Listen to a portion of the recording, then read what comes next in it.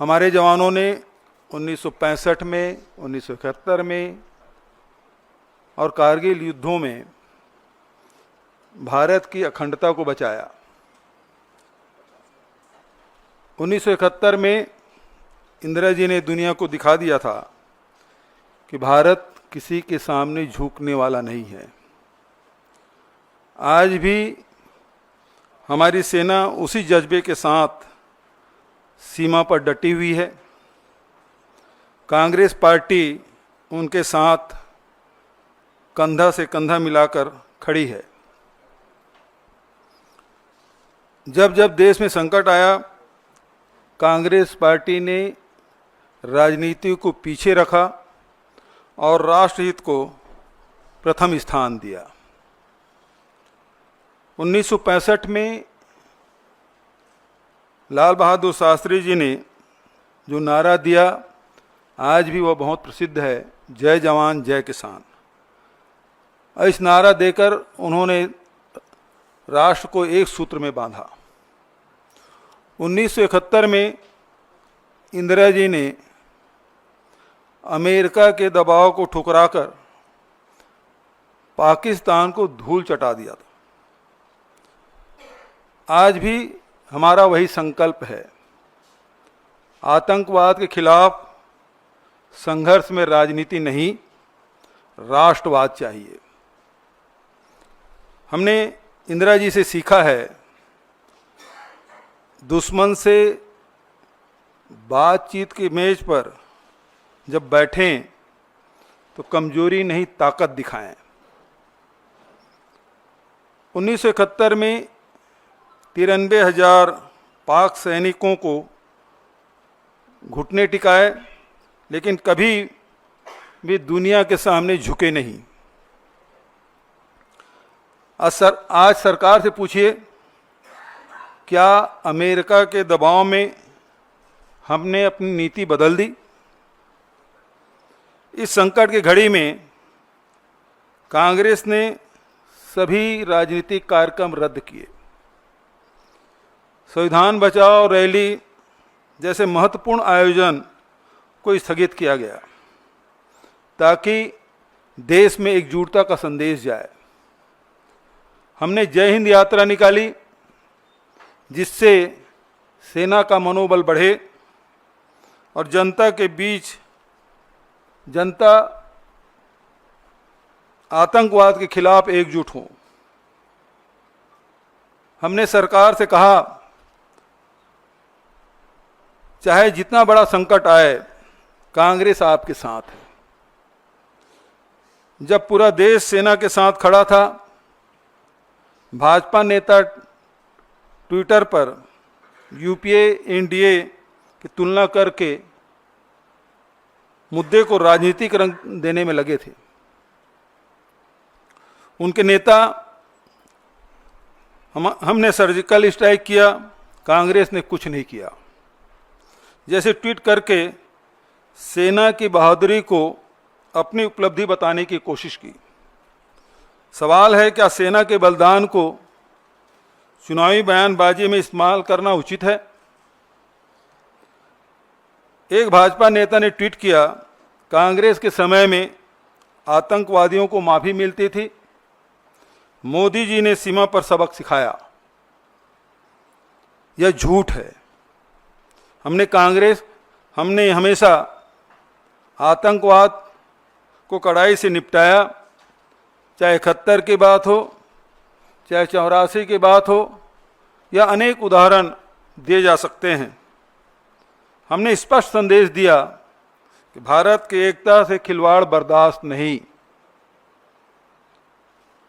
कांग्रेस ने पूरे देश में जय हिंद यात्रा निकाली, जो सशस्त्र बलों के पराक्रम को सलाम और आतंकवाद पीड़ितों को श्रद्धांजलि देने की मुहिम। यह यात्रा सेना की वीरता को याद करते हुए समाज में मेलजोल और राष्ट्रीय एकता बढ़ाने का माध्यम भी बनी। दूसरी तरफ भाजपा एक राष्ट्र संकट वाली स्थिति में भी राजनीति करती रही। उसके बाद भी कांग्रेस पार्टी सरकार के साथ खड़ी रही, क्योंकि हम देश के हित की बात करते हैं। अब हम पारदर्शिता की मांग करते हैं। अमेरिकी राष्ट्रपति ने अचानक युद्ध विराम की घोषणा की। क्या भारत सरकार की कूटनीतिक नाकामी नहीं है? जनता जानने के हकदार हैं। क्या हमने तीसरे पक्ष के हस्तक्षेप को स्वीकार कर लिया? पाकिस्तान से वादे क्या लिए, ये भी हमें जानने का हक है। जनता जानना चाहती है। कांग्रेस की मांग मैं फिर से दोहरा देना चाहता हूं, जो राहुल जी और खड़गे जी ने पत्र लिखकर कहा कि संसद की विशेष सत्र बुलाई जाए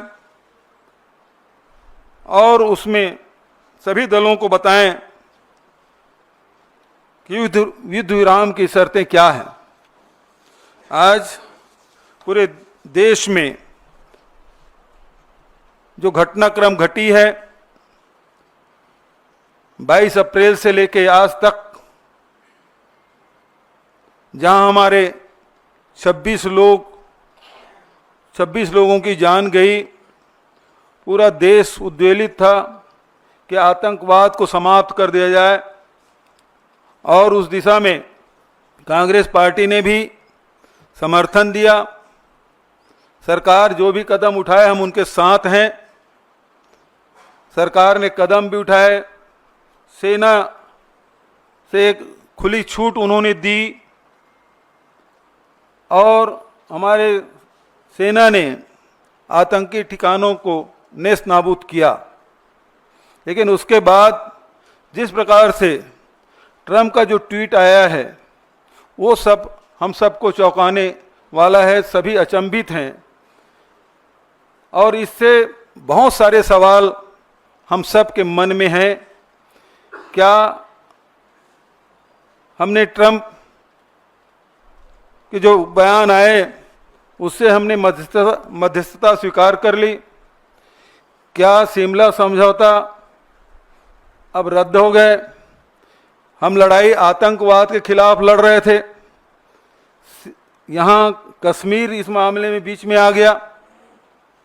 ये बहुत सारे सवाल हैं, और इसलिए कांग्रेस पार्टी ये मांग करती सरकार से कि ऑल पार्टी मीटिंग बुलाए और संसद के विशेष सत्र बुलाए जाए, ताकि स्थिति स्पष्ट हो सके। जनता जानना चाहती है, और ये जो शंका के जो माहौल बना हुआ है, वो बादल छटना चाहिए कि सरकार ने क्या वर्षों से चली आ रही हमारी जो रणनीति है, उसे बदल दिया गया है। ये जानना चाहती है। आप लोगों की तरफ से कोई सवाल हो तो सादर आमंत्रित।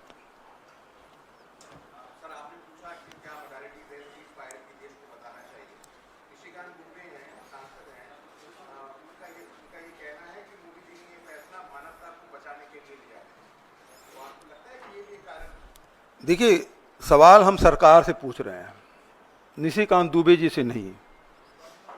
निशिकांत दुबे जी सांसद हैं, वरिष्ठ सांसद हैं। हो सकता है उनके ब्लू आई बॉय हो, और उसके बहुत सारे जो बयान हैं जो चर्चित रहे हैं, जिस प्रकार से सुप्रीम कोर्ट के खिलाफ उन्होंने टिप्पणी की, वो सब जानते हैं, और उसे किनारा कर लिया गया। तो मैं नहीं समझता कि ये सरकार की तरफ से कोई बयान है। सरकार जवाब दे, क्यों विशेष सत्र नहीं बुला सकती? इसके पहले भी देखें, जब भी युद्ध होता रहा है, उस समय दोनों सदन चले हैं, ये रिकॉर्ड में है। अब क्यों नहीं हो सकता? क्योंकि इतनी बड़ी घटना घटी, और उस घटना के बारे में जानकारी लेने का सबको अधिकार है। देश जानना चाहती है।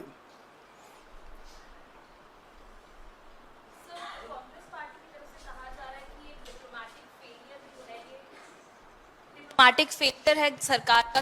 पहले आईएमएफ की जो मीटिंग हुई थी, उसमें अपनी तरफ वोट नहीं ले पाए, और शाम को यूएस प्रेसिडेंट ने आकर डिक्लेयर किया कि ये जो है सीज फायर हो गया है दोनों पार्टीज के बीच में। तो आपको क्या लगता है, क्योंकि आज जो बीजेपी की प्रेस कॉन्फ्रेंस हुई उसमें साफ कर दिया गया पहलगाम का बदला ले लिया गया है, आप लोग क्या मानते हैं कि कहीं ना कहीं सरकार का भी एक कम रहा है? सबसे पहली बात तो ये है कि युद्ध जब ये लड़ाई चल रही थी उस बीच में पाकिस्तान को आईएमएफ के द्वारा $1 बिलियन उसको दिया जाना, और उसमें जब फैसले हो रहे थे तो हमारे प्रतिनिधि वहाँ नहीं थे। दूसरी बात यह है कि अमेरिका के राष्ट्रपति का ट्वीट पहले आता है और उसके बाद दोनों देशों के बयान आते हैं, तो निश्चित रूप से ये कूटनीतिक नाकामी है, इसको सरकार को मानना चाहिए। दूसरी बात, जो अभी आपने भाजपा के प्रवक्ता के जो बात आपने की, तो सवाल ये उठता है कि हमने बदला ले लिया, ये जो वाक्य है इसमें बहुत सारे सवाल उठते हैं। क्या वो 4 या 5 आतंकी आए थे जो 26 लोगों की जान लेके चले गए, वो पकड़े गए या मारे गए? इसका उत्तर आना बाकी है। दूसरा, जब सरकार ने इसे चूक मान ली है तो जिम्मेदारी किस पे ठहराया जा रहा है? कौन उसकी जिम्मेदारी लिया, उसके लिए क्या उसकी सजा मुकर्रर की गई? क्या गृह मंत्री जी इस्तीफा दे रहे हैं?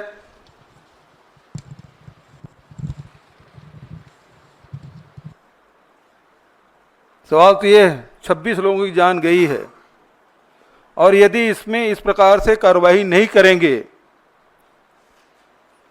तो निश्चित मान के चलिए कि आने वाले समय में भी इस प्रकार की घटना की यदि पुनरावृत्ति होती है तो किसी पर जिम्मेदारी नहीं ठहराया जाएगा। इसलिए बहुत जरूरी है कि सरकार बताए कि 4 आतंकवादी मारे गए या नहीं, पकड़े गए या नहीं, और ये जो चूक हुई है जब स्वीकार कर लिया है तो उसके लिए जिम्मेदार कौन है, उसे क्या सजा दी जा रही है?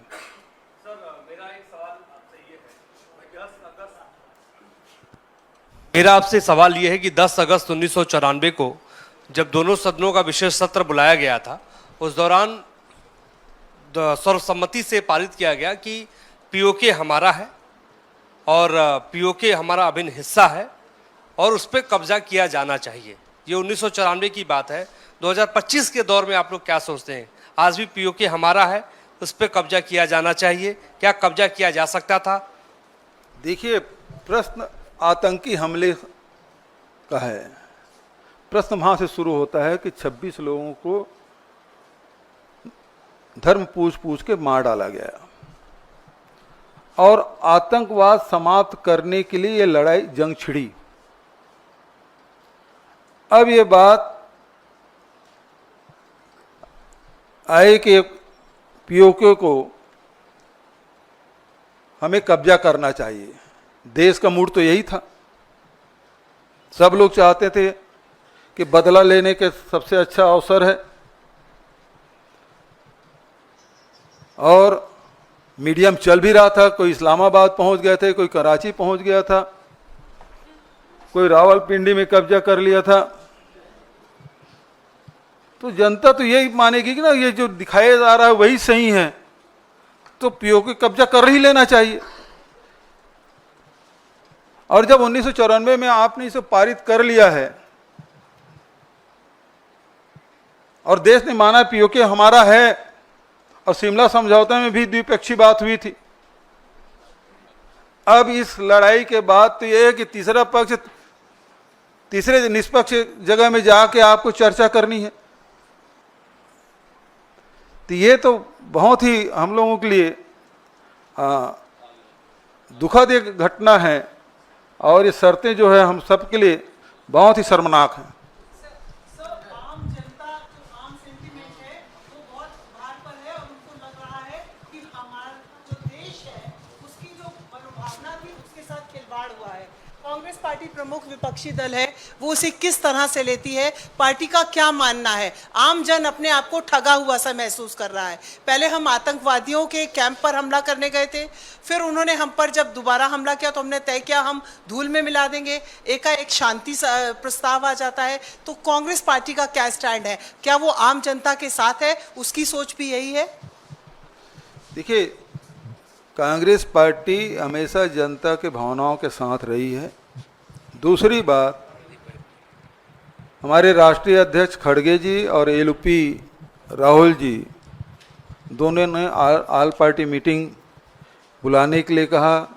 आल पार्टी मीटिंग हुई, प्रधानमंत्री नहीं आए, दोनों हमारे नेता गए और उन्होंने स्पष्ट आश्वासन दिया कि इस संकट की घड़ी में कांग्रेस पार्टी सरकार के साथ है, सेना के साथ है, जो भी कदम उठाए सरकार और सेना, हम उनके साथ हैं। अब सवाल ये उठता है कि प्रधानमंत्री जी ने कहा कि सेना को खुली छूट दे दी गई, तो वापस कब ले लिए गए ये आदेश?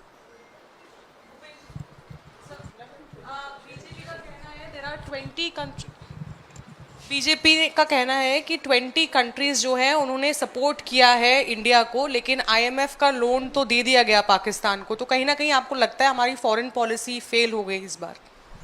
देखिए, एक बात स्पष्ट है कि आप इस लड़ाई में देखें, आपके समर्थन में कौन कौन देश आए। जो रूस हमेशा हमारे साथ खड़ा होता था हर संकट में, वो हमारे साथ नहीं दिखे। आज प्रधानमंत्री जी अमेरिका परस्त हो गए हैं, लेकिन अमेरिका ने उसका पहला बयान क्या था, उसको ध्यान में रखिएगा। तो आज हमारे साथ न पड़ोसी देश हमारे साथ हैं, न विश्व में हमारा कोई साथ देने वाला, स्पष्ट रूप से जब संकट आया तो खड़ा होने वाला कौन सा देश हुआ।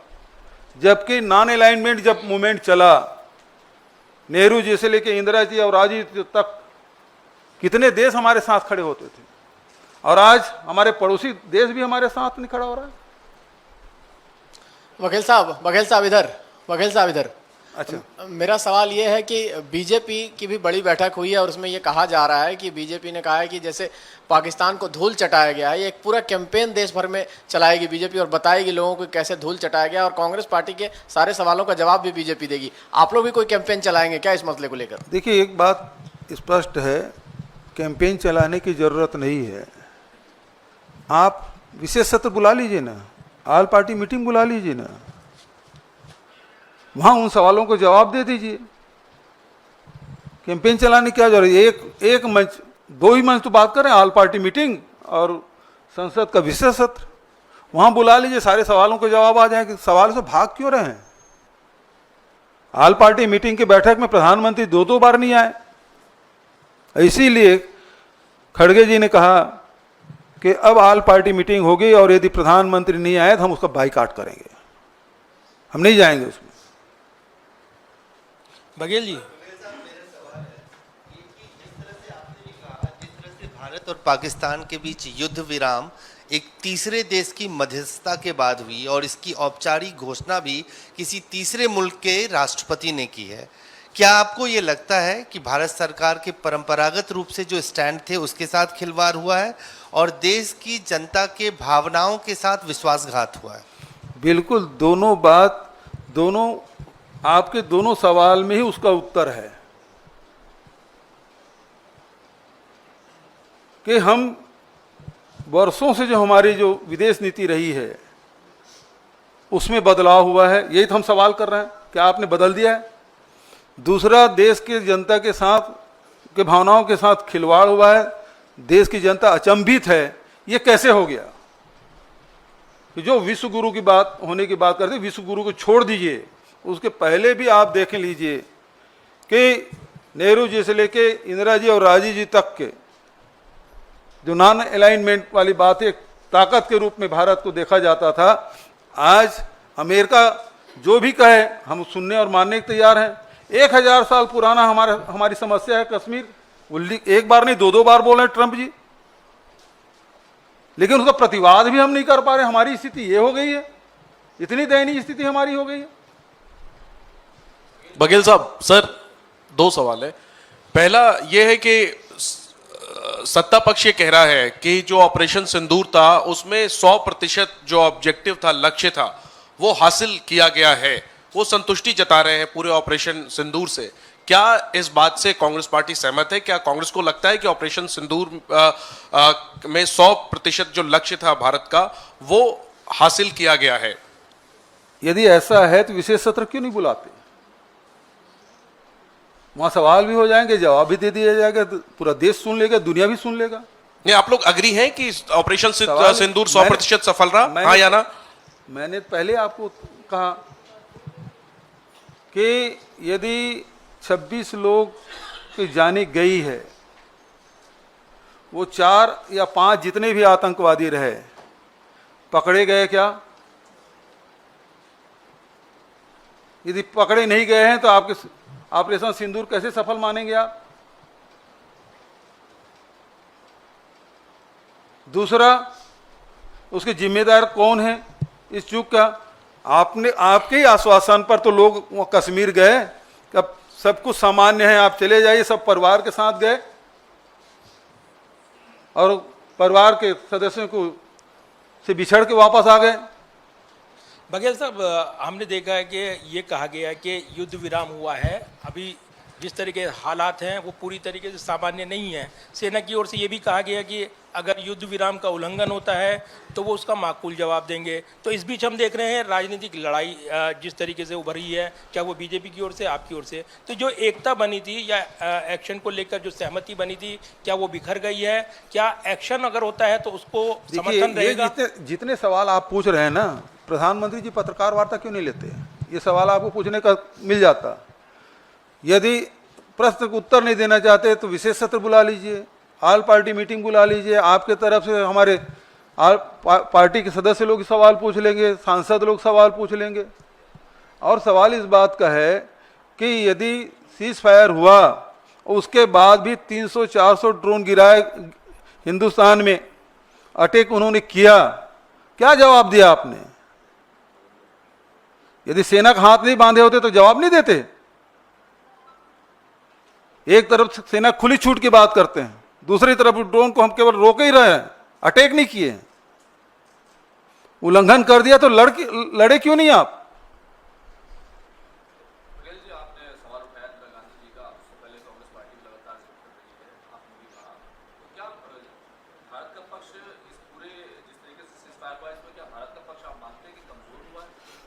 देश अपने आप को ठगा हुआ महसूस कर रहे हैं, अपमानित महसूस कर रहे हैं, शर्मिंदित हैं। जिस प्रकार से ट्रंप ने जो घोषणा की है, जो हमारा मस्तक है वो झुका है, इसीलिए तो हम विशेष सत्र की मांग कर रहे हैं।